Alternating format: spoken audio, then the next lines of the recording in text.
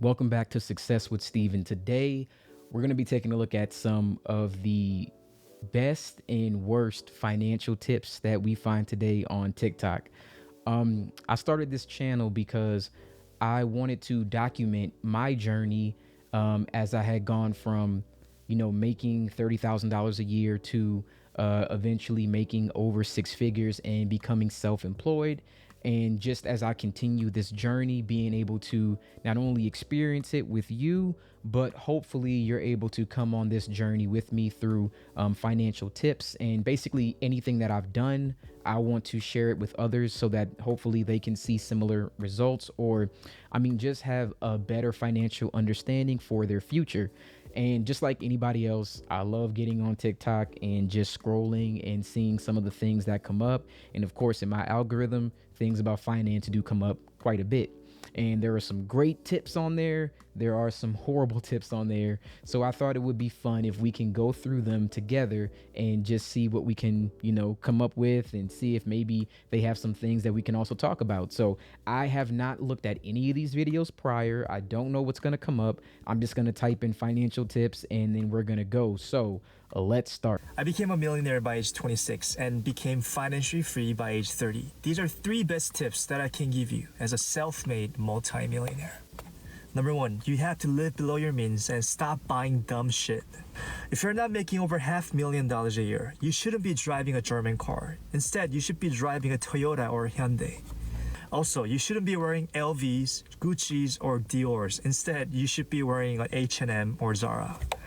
Number 2, you have to find a way to make money in your sleep. If you don't do that, you're gonna have to work until you die. And the best way to create a passive income source is by investing in real estate. And no, nowadays you don't need that much capital to invest in real estate. You can start out by using a strategy called rental arbitrage. And lastly, number 3, become a contrarian. Stop following the crowd. A person who walks alone are usually the ones that go furthest in life.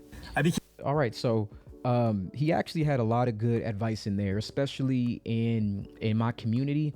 One of the biggest things is definitely fashion and overindulging in things that don't have any intrinsic value. What I mean by that is, if it's not an asset, if it's not making you money, it doesn't actually mean anything. Status and brand was just a marketing ploy that was used to get people to consume products at higher prices, especially when you want like exclusivity. The more exclusive, the more high end something is, the more that you would want it. And you were taught from a young age that these consumer goods will make you feel good. So he definitely has a point there, especially if he became a millionaire by 26 and everything that he's done by 30. Another thing is definitely making money in your sleep is definitely a big thing. I've learned personally that when you have a 9-to-5 job, there are only so many hours in the day, and there's only so much income that you can make by the hour. Once you start to learn that you don't have to be in this time constraint to make income, and you can make income at every second of the day, it will free up a lot of other opportunities for you. And I think that's one of the biggest things that people need to know, is that there are ways to make money other than working. The only thing I may have had a concern with is recommending retail arbitrage. With real estate arbitrage. That may not be for everyone, and it just depends on where you are at your financial standing and whether or not that's something that you want to take, because you may want to mitigate your risk. All right, let's look at something else. Hey Andrew, can you afford a $500,000 home on an $80K salary? That's a great question. Let's hit the numbers with good old faithful. All right, so we have a $500,000 house. Let's use our favorite mortgage here at RCG, FHA, baby. So you have a 3.5% down payment. It's about $17,500 for a down payment. So what does this look like? Assuming amazing credit and great qualifications, roughly an interest rate of 6.5%. So principal and interest, you're at about $3,100 a month. Insurance, you're about $100 a month for a $1,200 a year policy. Taxes, let's say $12,000 a year, which is $1,000 a month. Mortgage insurance for FHA, it's about $220 a month. What does that equal? $44.20 a month. So if you make $80,000 a year, let's say that's about $66, $67 a month. This is actually 66%, that seems to be a common theme here, of the income going towards your debt. You actually don't qualify. But we're asked all the time, hey Andrew, what if I get a cosigner? We actually have a cosigner. Would I qualify? What do they have to make? So if your cosigner in this example made $40,000 a year, you would actually qualify for this house. Hey Andrew, can you afford a $500,000 home on an... Okay, so I know a lot of people, including myself, have actually been a little upset and frustrated with the interest rates that are going on with homes right now. In this video, I at least like that clearly he's a real estate agent of some sort. He was trying to be very transparent at the beginning of that with breaking down those numbers, because if you're on that set, first of all, a 3.5% down is definitely an FHA. If you were doing a conventional loan, it would be 20% down. And I mean, if this is your first time buying a home, just on $80,000 a year, especially with the prices, I don't think $500,000 is feasible. Not even just if you're by yourself, but if you're also with your spouse. I don't think that's a feasible thing, even if they're making an extra $40,000 on top of that. And he did transparently say that's 66% of income, you're out of budget, which would make sense, right? But then he says if someone comes in and makes $40,000, then you're within budget. But that doesn't include, what about your car? What about your food? What about your lights? What about your kids? What about entertainment? That is not included in that budget. And that additional $40,000 is definitely getting eaten up. So even with him trying to add the $40,000 on that, I don't think that's good advice. And I don't believe that's feasible for someone to do that. They can if they choose. I just don't think that would be the best thing to do if you're looking at $80,000 salary plus $40,000 with what we have going on right now, especially when it comes to interest rates. All right, let's take a look. What else is there? This is how you become financially free. It's not Amazon. It's not e-commerce. It's not drop shipping. It's not multi-family real estate. It's not becoming a social media influencer. This is exactly how I stopped worrying about money and began doing whatever I wanted to do when I wanted to do it. So if you want to become financially free, number one, you need to be making some kind of income, either from a job or a business. Number two, you need a bank account. Inside that bank account, you have a checking and a savings. You need to keep your monthly expenses in your checking and $2,000 in your savings. From there, you need a credit card. Get a cash back credit card with a credit limit of exactly what your monthly expenses are, the same number as what's in your checking. Then you need a high yield savings account. You're going to keep 6 to 12 months of your expenses in this account. Then once you get there, stop saving, because then you're going to take the rest of that money, open up an investment account like a Roth IRA, and invest up to $500 per month there. And then lastly, get you some life insurance. You're going to need about 10 times your income in life insurance. Then once you figure out how to automate that entire thing, that's going to be your quickest path to financial freedom. Like and follow for more. This was actually very, very sound advice, especially when it comes to opening up a Roth IRA. If you do have a 401k, in my personal opinion, I think a Roth IRA is a good thing to have in combination with that. And definitely you do want life insurance. The only other thing, the one gripe that I have, which because it varies, like the first video, you definitely do need to be doing something. It doesn't have to be e-commerce. It doesn't have to be Amazon. It doesn't have to be drop shipping. It doesn't have to be anything where you sell a product. Even if it's a service, but maybe like a high ticket service, you should be doing something other than just working your job in order to create some sort of income. Because like he was saying, invest it in the Roth. Well, what happens if I'm making an additional $4,000 with my high-end service? If it's not e-commerce, I can also invest that into my Roth, and it'll just get me to that financial freedom that I want that much faster. That's my only gripe with this one. But I mean, those are definitely things that I would say, not the only thing, but it's definitely good advice that you can take here. I'm gonna show you how to become a millionaire. All you need is to have one thing that you can get $10 for. I don't care if it's cutting hair, cutting grass, painting, babysitting, typing papers, walking dogs. I don't care what it is. Just get somebody to give you $10. All I want you to do is do it and get $10. After you get the $10, I want you to do it 10 more times. That's all. You have $100. Now, when you get that $100, whatever you did to get the $100, I want you to do it 10 more times. You're gonna have $1,000. Now, you get a little tricky now.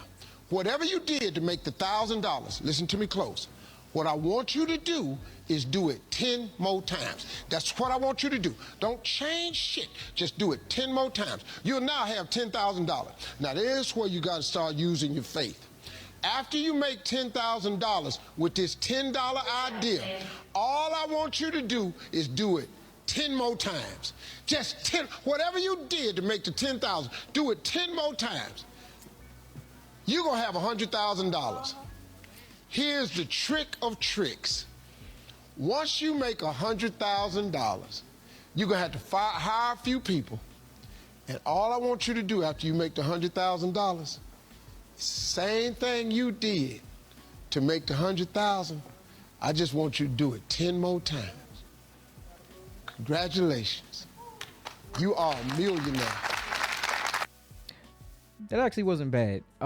Very simplistic in what he was trying to say. What he's saying is that you need to be consistent in whatever it is that you're doing. That was the purpose of the video. You have to be consistent in order to become successful. Now, it's not like he gave you specific advice on what do you do to make the first $10. And then, of course, if you understand like investing or compounding your interest, then once you do it 10 more times, it grows. That snowball effect. So while there wasn't any specific things we can take from that, the principle itself is actually flawless once it's implemented, even though there is no actual advice on what to do. But that was just, somebody just made this, just like stitched it basically. All right, let's see what's next. I'm gonna show you how. What's the best financial advice that you would tell the younger generation coming out of school? Well, I'll tell you what I told my grown kids. So when all the schools are pushing them to go to college, to go to university, to do all that stuff, my kids got out of school and didn't know what they wanted to do. And so I told them to go work, go travel, go figure yourself out before you go and invest in yourself, right? Because if you invest in, I don't know what I'm doing, that's not really good. They're now doing, my son's self-employed. He's an entrepreneur. So there you go. And he's kicking ass. What's the best financial advice? Okay, I like this one because and it just depends on, some people may be on the left or the right of this. I believe if you don't know what you're going to go to college for, you should avoid it at all costs, because then it really does just become a high interest loan. Unless you know specifically what you want to do, hopefully it's a passion, hopefully you care about it, I would avoid that at all costs. There's a reason why it's very, very hard for you to get a bank loan for $10,000 for your business, and why you could get $200,000 for school. There is a reason for that. So that's a whole other video. So bear that in mind. I believe this is great advice. You definitely want to invest into yourself and decide whether or not you want to do something for the longevity of time, because I think a lot of people just listen to what they were told and do things that they actually don't want to do. And by the time you actually look back on it and think, is this really what I wanted for my life? You don't have the opportunity to even go back and change that. So very, very good advice. If I had, kids, I would definitely tell my kids the exact same thing.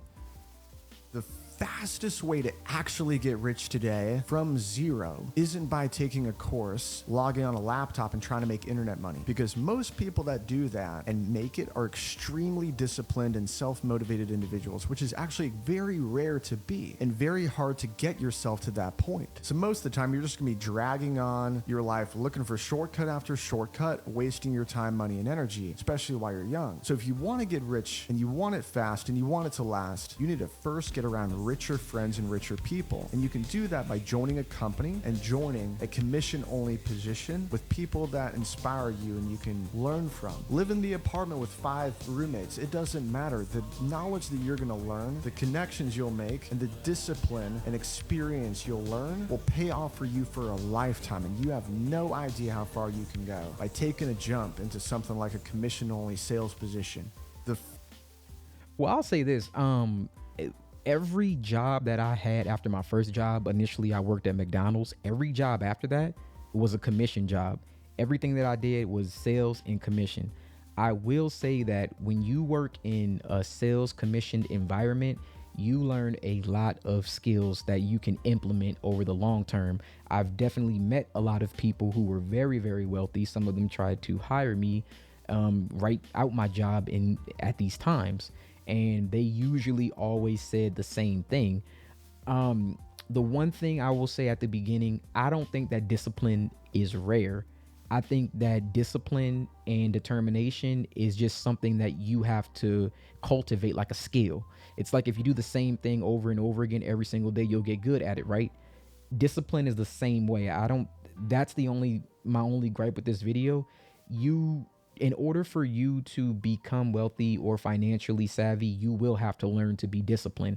I'm not saying you can't buy what you want. I think you could get whatever you want if you create enough assets to cover that thing. But in order for you to get to that point, you do have to become disciplined. And I don't think that at any point in your journey of doing this, I don't think that's a point where you can skip that. I don't believe it. And even if you're around wealthy people and you're around these rare individuals that he spoke of, they're going to be like that. So inevitably, you being around them is going to eventually show you that there is no shortcut to it. You have to become just as disciplined, just as savvy, and put in just as much effort if you want to see the same type of results. So definitely that last part, great advice. I don't know if a commission sales job is the answer per se, but I mean, it helped me, I guess. Dave Ramsey just lost all credibility with me. I just saw a thing where he was asked, hey, if you could borrow $1 billion at 0% interest for 10 years, would you do that? And he said, nope, I would not do that. And the person said, but you could invest it today at 5% interest and make $50 million a year for 10 years. That's $500 million of free interest. And Dave said, nope, I do not want to be in debt. I gotta be honest, that's a load of crap. If you're such a financial genius that you would turn down $500 million of free interest, then your credibility is shot. I will have to agree with that. I mean, if you were to invest $500,000 at 5%, yeah, what do you say, billion? Yeah. That's literally just printing money for you. That is your money making money. That is actually what we all strive to achieve. I just want to get a certain dollar amount so I can put it into a certain amount of stocks and then get a dividend yield. And then I am going to definitely live off of that yield. I don't know why he would do that. I do think that Dave Ramsey is, I think that he has an older practice when it comes to making money. And I think that sometimes he's saying things for maybe shock value more than it actually being information that he thinks is actually going to help you over the long period of time, because there's no company in the world that makes money without taking on debt. There is no way that you can just simply, I mean, you can think about it like this. If you were to work a job for 10 years and you were to set aside money, like you lived frugally, maybe you could have set aside maybe 40, 50, 60, 100, $200,000. But you could have simply, if you were financially savvy, you could have figured out a way to get that $200,000 in a loan. There's actually a lot of ways that you can do it. And even if there's ways to get even 0% with that same amount of money. And if you know how to grow that money, you can turn that $200,000 into $400,000 and then pay the $200,000 back. And that would have taken you, a tenth of the time. And now you can go do that. You worked for 10 years. You still got to go actually now take that money that you worked for and do it. Debt isn't always bad. I learned that from Rich Dad, Poor Dad. Debt is not a bad thing. It just depends on how you utilize it. There are such things as good debt. So not all debt is bad debt. You'll be poor forever if you're doing any of these three things. If you want to have a better financial future, you got to avoid these three common mistakes. Pay close attention to the last one because it's like a nuclear bomb to your financial life. But you follow me because I always give it to you straight. Number 3, abusing your credit cards. Do not use your credit cards unless you can pay the full bill each month. If you're not paying off your credit cards in full each month, it's a big no-no. Credit card interest can be as high as 36%, which is just a bunch of extra money you're handing over to the bank. Those cards can't be trusted. If you keep having trouble with credit cards, you should seriously consider cutting them up and never using them again. Number 2, spending more than you make. If you can't afford to save and invest at least 10% of your income for your future, something's not right. And you might need to make some big changes. Maybe you need to get a smaller place, or sell your car and ride the bus. Or maybe you need to just save money on haircuts and shave your head. Or maybe it's finding another source of income. But you gotta make investing for your future your top financial priority today. If you don't start saving for your financial future today, you may never be financially free. And this last one hurts so many people, so many hardworking people who just want to make a better life for themselves and for their family. You see, it turns out that rich people invest very differently than most people do. And if you want to become wealthy, you got to learn the difference between how people lose their money investing and how they make money investing. Rich people get rich by investing, and poor people stay poor by trying to trade their way to fast wealth. You'll be poor forever. Okay, the very end of that was definitely good, because I felt like some of that was like some conjecture at first, but he's right. You stay poor because you don't actually spend your money on assets or investments. Now, if you're not a entrepreneur, or you're not trying to pursue a business, maybe you're a doctor, maybe you're a lawyer, maybe you are a nurse, maybe you are a mechanic and electrician, whatever the case is, that may be your profession, and you may love your profession. So if you love your profession, I would say just for the long term of your life, you definitely want to be able to, if you're using your credit card, you should be looking at not paying it off 100%. I would at least leave 10%, but that's another thing with credit cards and cycle dates. But what he's trying to say is you need to be using the credit card responsibly. I do agree with that, especially when it comes to frivolous spending. Now, if you're using it for, let's say, investments, inventory to actually, make money, then that's a different story. But for the average person who's just using a personal credit card, everything that he said was 100% true. I 100% agree with that. You should be taking at least, really, I would say even more than 10%. You should take 30% of your income and be reinvesting that into, like the previous video, a Roth IRA, maybe your portfolio, in addition to a 401k, if that's available to you. If you don't have that and you're working for yourself, again, like a mechanic, maybe an electrician, you definitely want to have a Roth IRA, and I would definitely say invest 30% over the long term. That's going to give you a nice cushy amount for retirement, especially if you're someone not looking to, everybody don't have to be a millionaire. Like, some people can just love doing something and be happy. All right. No one has to have a exuberant amount of wealth in order to be happy. We got to get that idea is crazy. You don't need that. You can be just as happy working your job, setting aside money to invest in your retirement, and being responsible, paying off all of your debt. You can do that. This is one of my rules. I don't share this with many.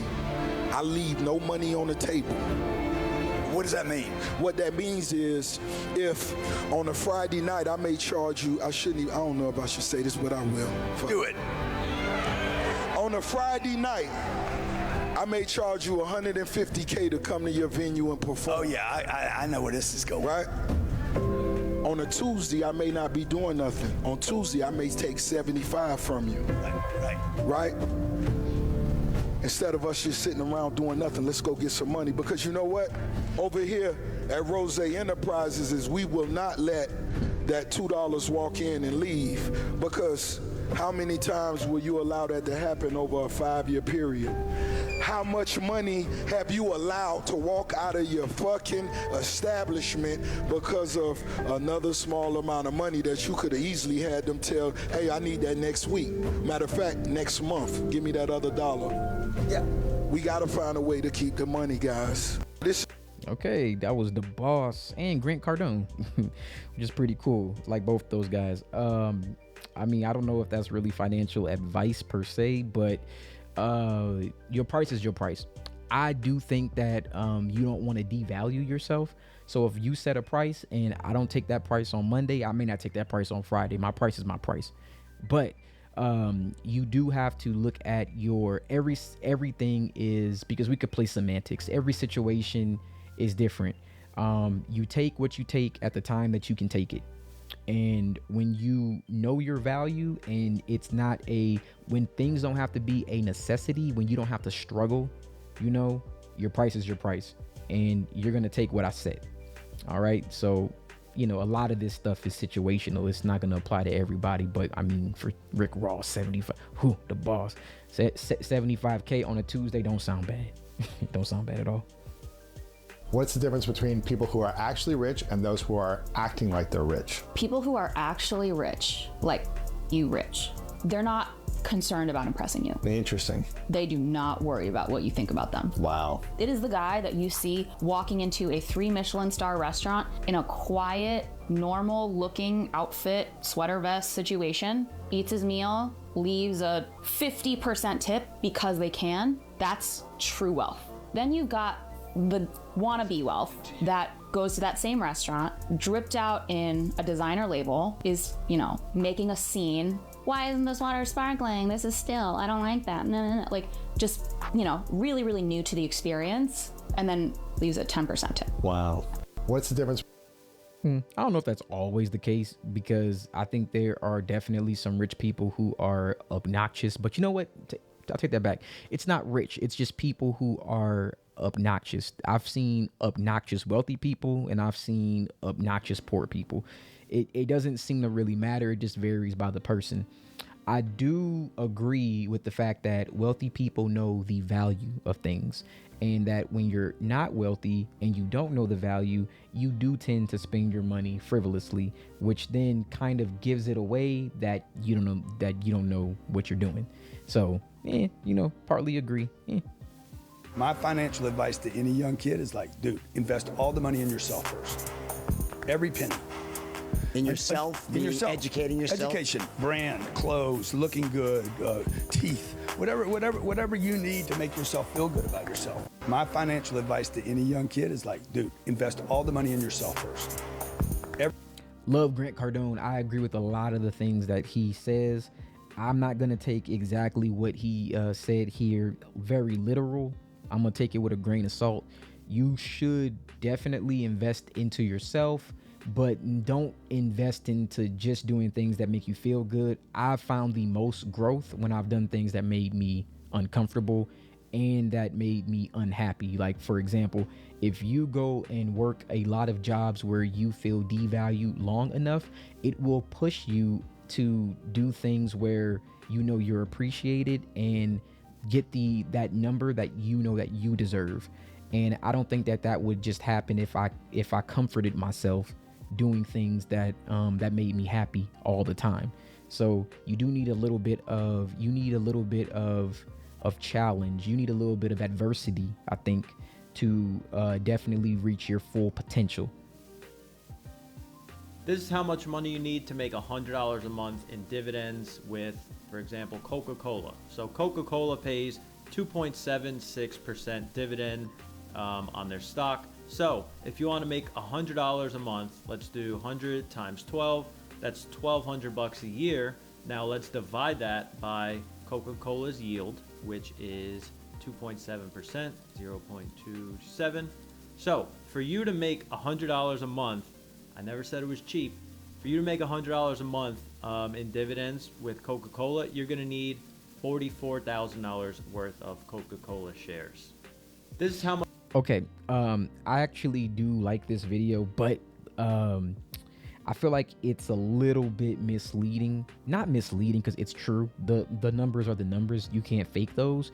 But you can definitely purchase other Fortune 500 companies with higher dividend yields.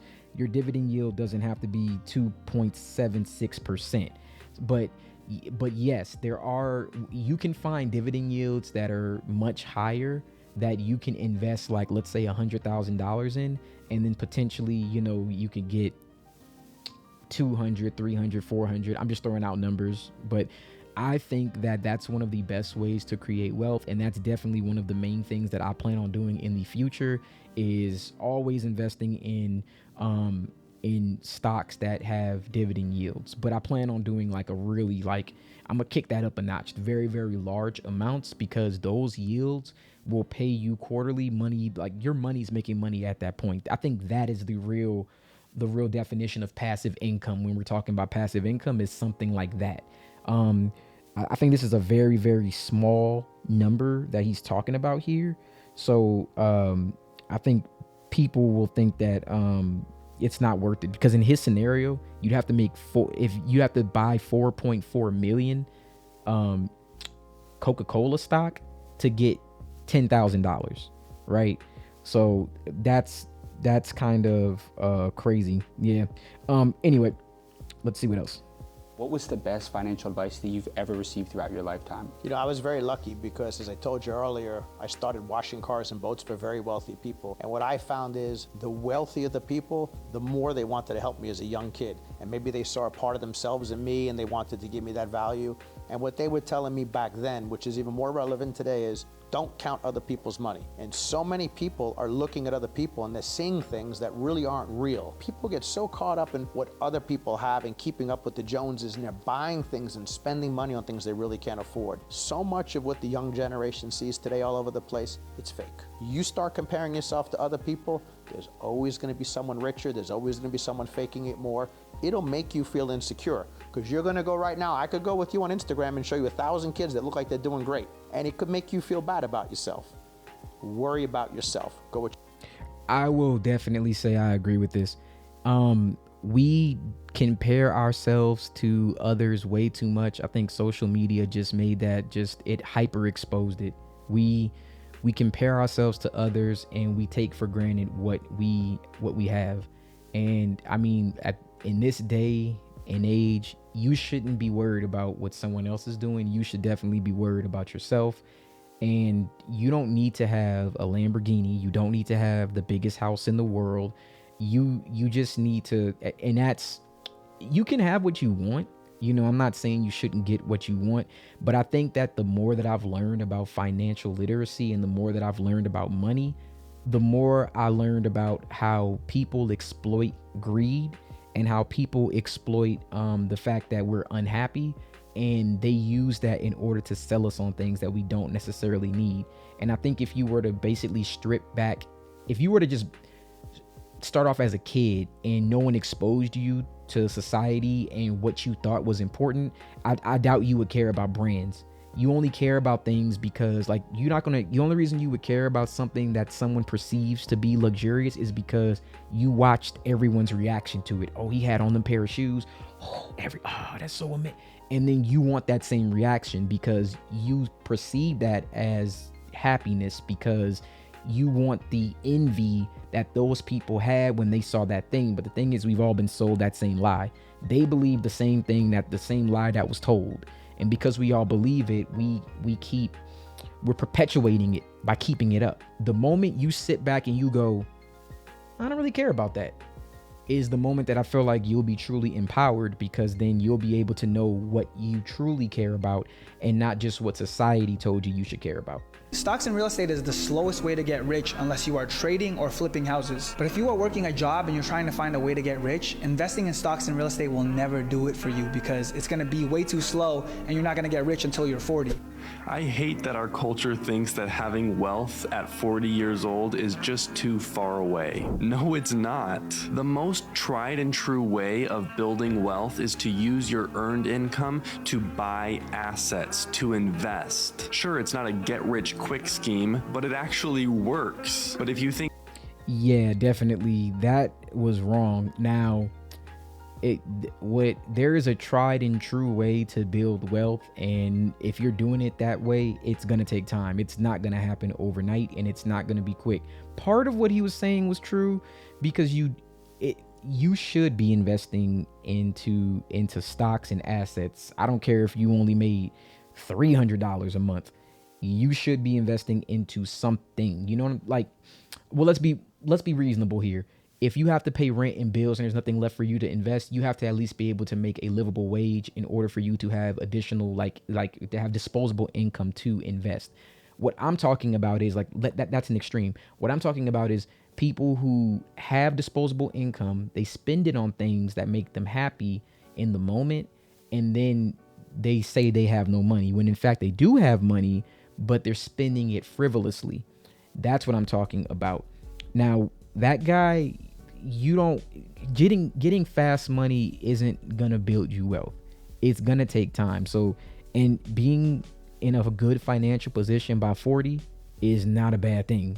I mean, would you be opposed to being a billionaire or you know, a decamillionaire by 40?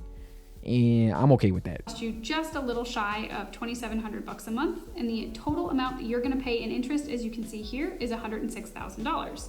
Now, Dave's point is that using a 30-year mortgage is a dumb idea. So let's see how much it's going to cost you to do a 30-year mortgage. As you can see, the total cost of interest is $230,000, but you're only paying $1,856 a month on your payments.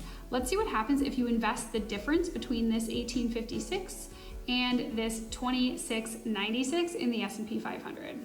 Let's take that $840 a month you're saving by getting a 30-year mortgage and throw it into the S&P 500 for the full 30 years of the mortgage. The S&P 500 has returned about 10% per year over the last 100 years. Let's subtract 2% for inflation and then another 4% for the money that you're putting towards the mortgage. So that means that you're going to have a total of 4% left over as your growth. Let's go ahead and hit calculate, and boom, it's going to give you $568,000 over that 30-year period. But remember that you spent an extra $130,000 on your mortgage, so really you're going to walk away with $438,000. Feels like a...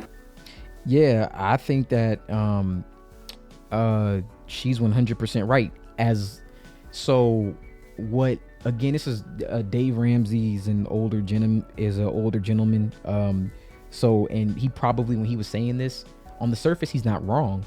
If you were to have that mortgage for that 30-year time frame, you would pay that extra $150,000 some odd dollars in interest. That doesn't make sense. But if you were actually using the difference responsibly, now that's if, then, and you were investing that into the S&P 500 for a 30-year time frame, then yes, that would make more sense. A lot of the financial advice that you're going to get, you're probably going to see like people clash in ideology when it comes to that. But to be honest, things can be good or bad. It literally just depends on what you like, what you do. You know what I'm saying? In this situation, this scenario two things can be true at the same time. Dave's not wrong. She's not wrong. What really determined it is, what did you do with the money? And that tends to be the situation in most cases when it comes to financial literacy. For most people, it really does tend to be like, we could both make 30K, but what you decide to do with whatever money you have left, depending on if we have, you know, similar bills, and depending on what I decide to do with what I have left with the money, can totally change the outcome on where each of us will be in the next 30 years. What is the worst financial advice you've ever received? Heard a lot of bad ones. Heard a lot of bad. Probably top tier worst would probably be, you know, go to college and get a job you don't want to get. Okay. That was the worst. I think it's the dumbest thing ever. There's a difference. Okay, because a lot of people would find it like, you know, contradictory. Because are you currently going to school or? I am. So I'm currently enrolling online, but also I have so much going on the back end. College is not necessary for me. What's your major at the time? Right? Finance. Finance. Oh, perfect. So it lines up with everything that you're doing right now. Oh yeah. What is? I think that it was kind of funny that he said that, but I actually do think that's the worst thing that you can do, is go to college when you don't know what you want to do. Not saying you should do nothing, but you hopefully have some type of guidance or someone to prepare you before that time comes, because the thing is that student loans are very, very, very, very costly, right? They are very, very costly.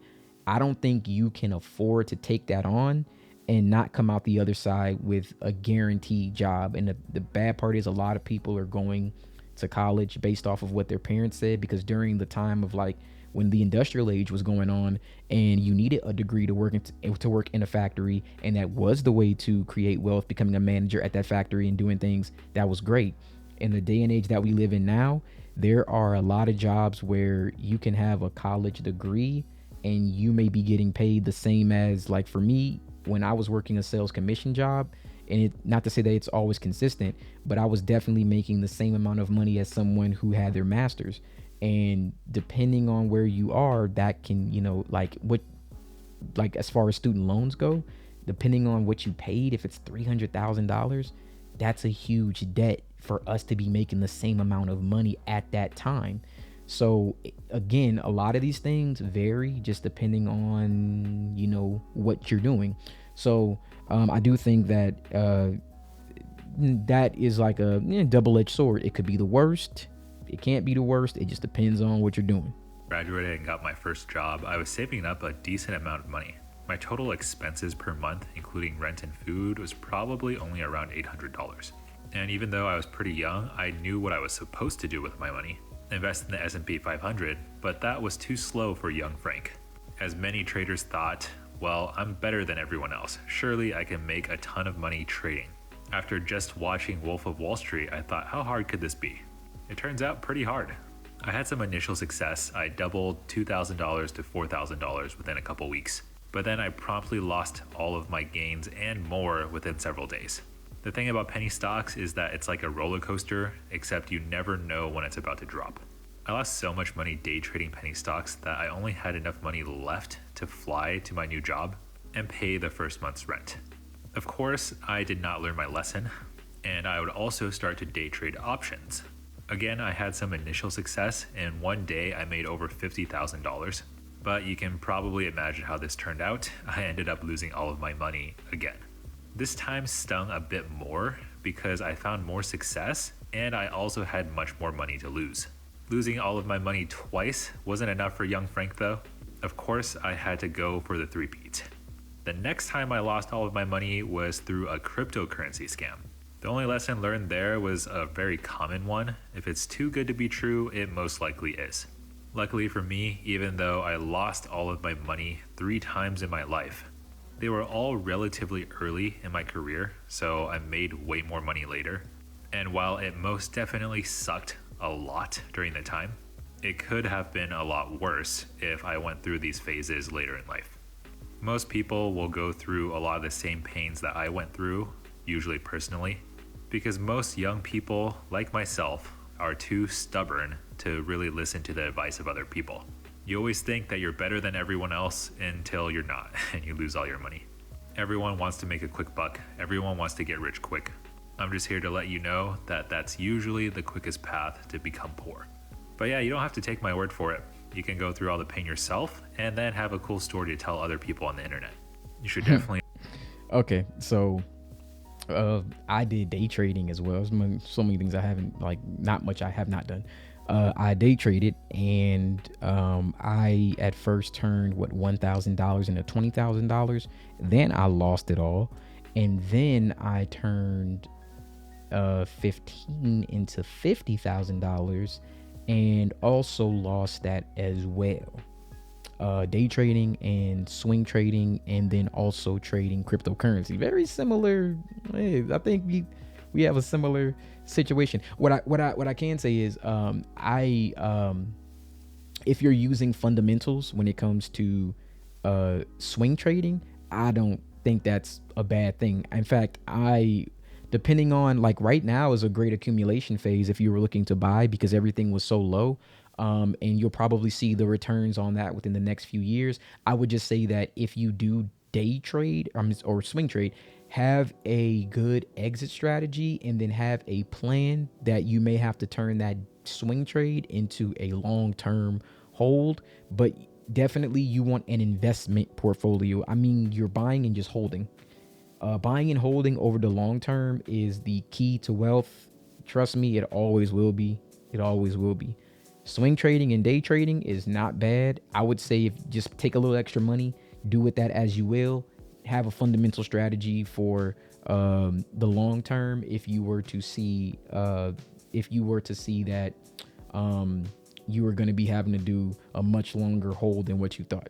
That's it. Just have a strategy. A big Dave Ramsey thing is if you put $100 a month for between the ages of 30 and 70 or 20 and 60, whatever it is, $100 a month in a well-producing stock mutual fund at 12%, you're going to have 1.1 and some change $1 million. 12% is generous, I would say. Yeah, it can be done. Over that period of time. Over that period of time, it's you're going to have 25% years, you're going to have 5% or negative years, you know. Sure. So anyways, at 12%. The issue is that today $1 million is only worth 27% of what it was 40 years ago. So now let's deflate your new 7 40 years ago. 40 years ago. 27%. So $1 million. That's so sad. Yeah. So in theory, if we use history to tell us about our future, my $1 million I'm going to have is going to be worth $270,000. Thank you. Oh my God. Thank you. A big Dave Ramsey. So that's a huge thing when it comes to cost of inflation. Everybody's killing Dave Ramsey today. Yeah, that's the reason why you need to not only invest, but you need to increase your income. From all the videos that we've seen, a lot of people have said that you need to invest your money. Investing is good. You need to invest for the long term. But not only do you need to invest simultaneously, you also need to increase your income so that you can invest more. That's how you get compound interest, because over a 40-year time frame, they're right, your money's going to get devalued. So if you had $1 million over the course of that same time frame, the 40 years, $270,000 is what it's worth. Same thing I said about if you had $100, but then milk went up twice as much, you can only get half of what you could have gotten. Exact same thing. So as time goes on, your money starts to be devalued and devalued and devalued. You have to find a way to have that money create more money for you, but also think about where it's going to be over the long term. And that is the reason why we do need to increase our net worth. So I think that pretty much wraps it up, man. We have gotten a lot of videos. If you enjoyed this, please comment, like, subscribe. Put in the comments what's been the worst financial advice that you've ever gotten. Put in the comments what's been the best financial advice that you've ever gotten. If you enjoyed this, I'll definitely be willing to do more content like this. This was actually fun. I did enjoy it. Thank you so much, you guys. Channel is doing amazing. I appreciate you so much. You have a wonderful day.